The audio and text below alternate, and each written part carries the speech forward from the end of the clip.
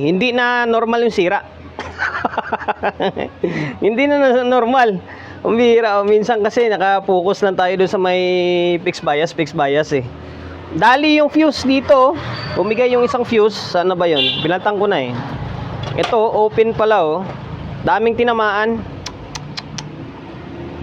Oh, ayan, open to. Nagpalit na ako, 20 ampere. Tapos, eto. Sira yung output. Bali, ilang pares itong nakuha ko? 6 na piraso. Welcome to my vlog. For today's video, bali, ito, layo na naman ulit from Rosario, Pasig. Shout out sa may-ari nito. Maraming salamat sa pagkakatiwala mo ng unit mo rito sa akin, sir. Trident na CA7. Laging halos linggo-linggo, halos 2 beses isang linggo tayo gumagawa ng mga Trident iMix ngayon. Bali, ang issue nito, kaya dinala dito sa akin, naka-clip. Protect pala yung isang channel. Papakita ko sa inyo yung trouble nya. Ayan, naka-tag tayo. Ayan, tagal talaga ng delay ng CA7. Ayan, naging normal na yung kabila. Tingnan nyo yung kabila, oh. Naka-clip and then naka-protect. Ayan. Yan yung trouble or issue na dapat natin i-fix for today's video. Tatanggalin ko lang yung takip nito. Tatanggal na nga yung ibang maternilyo nito kasi chinik up na namin to nung dila nito ni sir. Binalik ko na lang is itong lock dito sa may taas. Ayan. So ngayon, babaklasin ko lang yung takip and then i-troubleshoot na natin. Tanggal ko na yung takip. Bago natin i-troubleshoot to, siyempre, tingnan natin makalimutan, mag-promotion muna. Social media videos natin sa mga hindi pa nakapag-follow, paki-follow, hindi siyempre paki-share ng mga walang kwentang video natin sa my Facebook, YouTube channel. Sa mga hindi pa nakapag-subscribe, paki-subscribe, like, share, and then siyempre pakitang bell button sa gilid para updated ka sa mga susunod na video na i-upload ko. So ngayon, simulan natin. Bali, ito, lagi naman tayo gumagawa nito eh. Naumay na yung ibang follower natin sa vlog natin na ito. Ulit-ulit na lang. Magsukat tayo. Makikita mo yan kapag nag-protect dito ending clip, umiilaw rin dito yan, oh. Yan, may ilaw yan. Tingnan nyo yung kabila, wala, oh. Yan. So ngayon, yan, oh, nakapag-protect talaga siya. Magsukat tayo. Sukat tayo ng bias niya. Dito, tingnan nyo, ha. Baliktad. Ngayon, oh, nasa 0.25 na bias. Yan lagi yung bias na ginagawa ko rin, halos nasa 0.25. 0.25 dito, pansinin nyo, ha. Dito wala, oh. Walang bias dito. Oh, wala. Dito, oh, wala talaga, oh. Wala. Dito, oh, 0.25 talaga siya, oh. Yan. Ngayon, focus tayo rito. Ang usapan namin ni sir dito, package pa rin. Kahit na may trouble yan, i-repair natin yung trouble nya, and then magpa-package tayo. Dadagdagan natin ng power transistor dito, and then i-fix bias natin. Ngayon, kung ano yung meron dito, kasi good dito, yun din yung gagawin natin dito. Tulad niya, kung 0.25 yung bias dito, 0.25 din yung gagawin natin dito. Susuyurin natin yung trouble nyan, kung ano yung nagiging sani ng pagiging protect nya. Ngayon, try muna natin baklasin yung kanyan. Baklasin yung trimmer, and then i-fix natin. Tingnan natin kung ano mangyari, kung magiging normal siya or hindi. So ngayon, babaklasin ko lang muna itong board na ito. Ito, napalitan ko na ng resistor 2.7. 2.7 ang nalagay ko. Diretsahan na tayo. Yan, 2.7. Ito yung orig nya. Nasa 3.3 to eh. Yan, 3.3 to 3.3. Naka-indicate sa board is 3K. Try natin yung 2.7. So ngayon, ibabalik ko lang ito. Tingnan natin kung ano mangyari. Mawawala ba yung protect ending clip nya, magiging normal siya, or nandyan pa rin. Kapag nandyan pa rin yan, i-troubleshoot ulit tayo. Ibig sabihin, dito yan sa may preamp nya. Sana yan lang. So ngayon, stay tuned lang muna kayo. Babalik ko lang itong board, and then sukatan natin. Ito, naibalik ko na yung board natin. Yung speaker out lang nang hindi balik. Ngayon, plug in natin. Ito, binuo ko na yung series valve natin. Bali, 2 bumbilya na yung gamit natin. Iba na yung setup natin. Ito yung luma natin, oh. Ayan nyo, gawa natin ng full video tutorial yan kung paano gawin yung itong setup, yung 2 bumbilya para sa matataas na amperahe, malalaking amplifier. Kasi yung isa ko kawawa, hirap siya. Lalo pag malalaking amplifier ang ginagawa ko, hirap siya. Ngayon, lagay natin. Off, naka-on na agad. Off muna natin. Yan. Ngayon, naka-on pala dito eh. Excited eh. On natin. Ngayon, on natin dito. Tingnan natin kung ano mangyari. At saan yung valve natin, oh. 2 bombilya umiilaw. Natin kung magiging normal siya. Abangan nyo. Tagal mawala yung delay nya. Yun, nakaprotect pa rin. Ibig sabihin, may problema pa. Pero nawala yung clip dito. Kanina na umiilaw yung clip eh. Nakaprotect pa rin siya. Sabihin, may trouble pa na iba. Ngayon, stay tuned lang ulit kayo. Bali, ano talaga yan? Baklas kabit hanggang sa makuha natin yung sira. Sabihin ko lang sa inyo kung ano magiging sira nito or naging sira nito kapag nakuha ko na. Para hindi na mabay walang kwentang video natin. Natanga na naman ako. Kambira. Hindi ko napansin, nagpalit na ako ng trimmer, pero yung sunog dito na linya, hindi ko napansin, no? Kapag hindi mo sasilipin ng todo, hindi mo mapapansin, may sunog pala na linya rito, oh. Yan, ito sunog, oh. Kambira, oh. May putol na linya yan. Ang gagawin natin, papunta to dito sa may bias niya, oh. D669649, kaya siguro walang bias. Sana walang ibang tinamaan. Sana yun lang yung linya na naputol na yan para idudugtong lang natin. Sana wala sa ibang tinamaan. Sana nga. Ayun, babaklasin natin ito. Problema,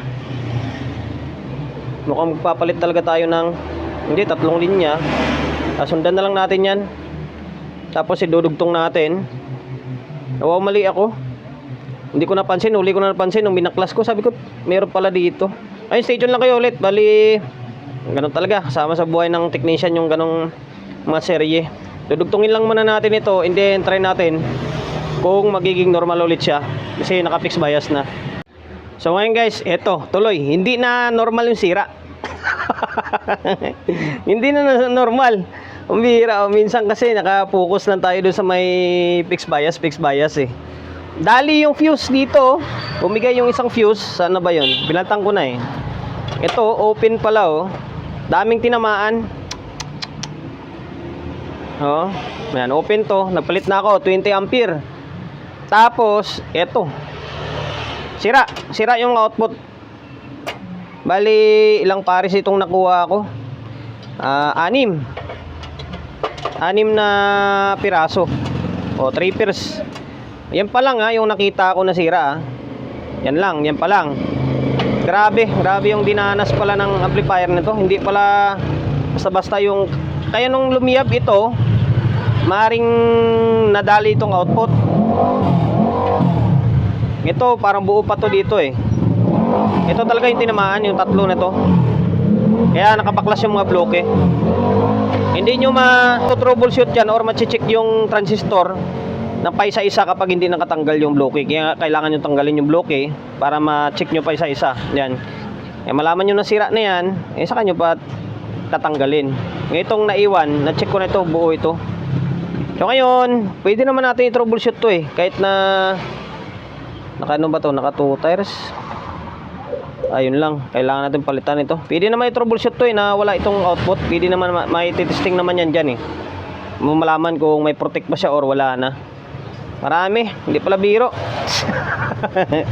Guys, bali ito, tuloy. Nakabili na ako ng mga pyesa galing Quiapo. 6:52 ng gabi. Busy pa yung mga kasama ko rito.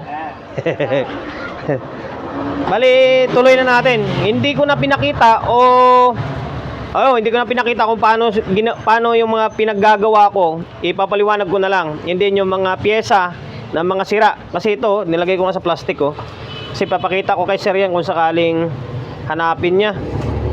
Yun, di lang isa yung sira niya. Ito, tatlong pares na output, C5200 and then A1943 dito. Tapos sira itong IRF na 260N. Ito, sira to, dalawa. Pag nasira yung isa dyan, automatic sira rin yung isa dyan. Kadalasan pares yan sila sira. Yan, sira yan.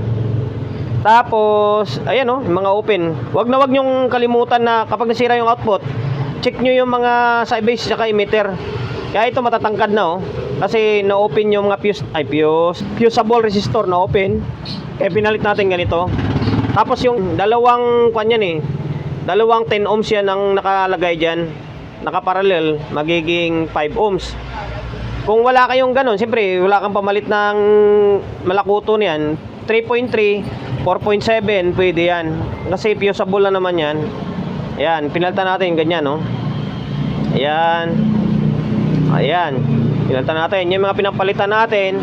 Tapos yung linya rito na lumiyab, pinalitan na, ginamper na lang natin.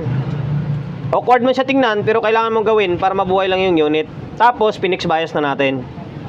Yan, 2.7 ang gamit ko dyan, nasa 0.25 yan. Tapos nagpalit ako ng 5532 rito, bago na ito. Yan bago 5532 yan, minsan nasisira rin yan. Yan, fix bias na. Tapos kompleto na rin yan, wala nang blanco. Dinagdagan na natin yung power transistor nya. 1, 2, 3, 4, 5, 6, 7, 8. Bali 8 pairs na, imbis na 7 lang yan. Ano pa ba? Sa kabila is naka-fix bias na rin, 2.7. Tapos bali 8 pares na rin ng output nya. Yan, marami na sira. Medyo pinahirapan tayo, pero ay hihirapan pero hindi susuko tayo. Yan lang yung tip na may bibigay ko sa inyo. Huwag na huwag niyong kalimutan, kasi minsan akala mo open na ito, na-check mo na. Kaligtaan mo yung nandyan sa may base niya, open pala yung dyan, hirapan kayo mag-trouble. Kaya check nyo yung base saka emitter. Pwede yan, palitan nyo ng mga ganyan, 3.3. Akin 3.3 lang napapalit ko dyan 4.7 pwede yan, hanggang 5 ohms yan o ano ba? And the rest, wala na. Yun lang, MOSFET, transistor, hindi pala na tornilyo to. Tapos mga resistor. Sa ngayon, babalik ko lang ito. Babalik na lang natin, and then tingnan natin, sukatan natin, and then mag-audio test tayo.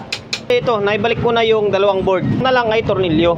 Tapos kinabitan ko na ng audio input. Yan. Tapos meron ng dalawang speaker. Ngayon, isukatan muna natin. Yan, kumindat yung signal, ibig sabihin may signal na. Matagal talaga yung delay nito. Ayun, sukat tayo rito. 0.25 yung bias nito Ngayon, dito ulit, baliktad Ayun 0.25. Yung dating bias lang yan, ginaya lang natin. Tapos dito, ito naman okay naman dito 0.25. Yan, normal na. Ibig sabihin, okay na yan, goods na yan. At normal na siya. Lagyan natin ng audio.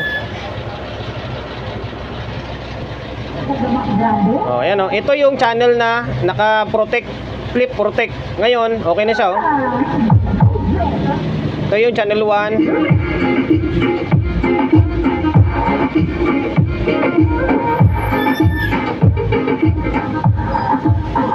Clip. Nalanganin yung nakakuan kasi tayo, okay, gawin natin to 20 na nga. Kailangan to 20 natin. Ayan, naka to 20 na. Wala na rito. Dito ko siya nilagay. Ayan, nag-normal na siya. Ayan, channel 2.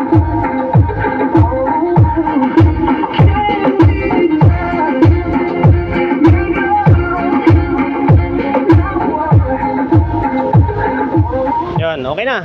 Halos sa dami ng ginagawa ko na Trident na CE7 is parang kabisado ko na. Ang diskarte lang naman talaga dyan, lagi kong sinasabi yan, mahirap pag troubleshoot, diba? Medyo mapanghinaan ka ng loob kasi maliliit yung mga parts. Ang gagawin nyo dyang diskarte, kapag yung isang channel is nabalda or nasira, yung kabilang channel is good, gumawa lang kayo ng ideya sa may kabilang channel. Kailangan kukuhanan nyo ng ideya. Sukat-sukat lang kayo dyan sa may kabila, kumpara mo sa kabila kung ano yung pinagkaiba niya. Kung may pinagkaiba yan, ibig sabihin may problema yan. Yun lang naman yung diskarte na may bibigay ko. I-kumpara nyo lang lagi. Kasi yung SMD, ang hirap talaga i-troubleshoot yan. Sa ngayon, okay niya. Yung kulang na lang dito is tornilyo na lang. Ayun, hanggang dito na lang yung walang kwentang vlog natin kasi okay na to. Oh. Sir, from saan ba to? Rosario, Pasig. Bali, okay na yung Trident na CE7 mo. Maraming salamat sa pagkakatiwala ng unit mo rito sa akin. Yun, promotion, bago tayo magtapos, siyempre shop natin, always on Laguna, 24/7. Sa mga gustong magpaparepair, along sa Oyo, Quezon City, number 41, Don Julio, Gregorio Street, sa Oyo Road, sa Oyo, Quezon City. Social media pages natin, sa mga hindi pa nakapag-follow, paki-follow, hindi siyempre paki-share ng mga walang kwentang video natin sa my Facebook, YouTube channel. Sa mga hindi pa nakapag-subscribe, paki-subscribe, like, share, and then siyempre pakit ng bell button sa gilid para updated ka sa mga susunod na video na i-upload ko. Ingat, God bless, and then peace sa atin lahat.